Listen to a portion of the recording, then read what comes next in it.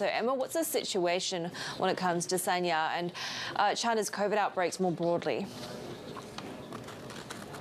Yeah, well, it looks as though Hainan, often referred to as China's Hawaii down there in the south, a very popular tourist and holidaymaker location, is turning into a little bit of a mini Shanghai. We've seen cases, over 1,000 new cases a day there, hotels across the board and cities there locked down.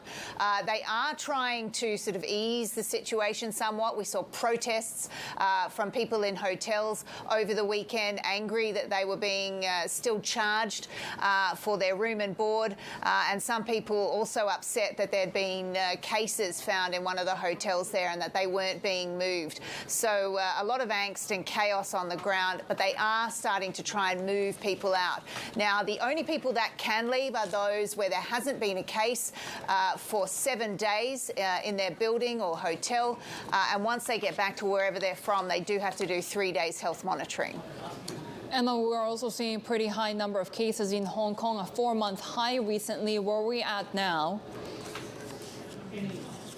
Yeah, I mean, we're over 4,000 cases a day in Hong Kong, but a very different stance compared to mainland China. Even though Hong Kong, is ostensibly still targeting dynamic zero, one of the names that Beijing gives for what it's doing with COVID right now, there definitely is a higher level of comfort with a low level of cases, in this case in Hong Kong, and still sort of trying to seal off the border somewhat with the new eased quarantine rules.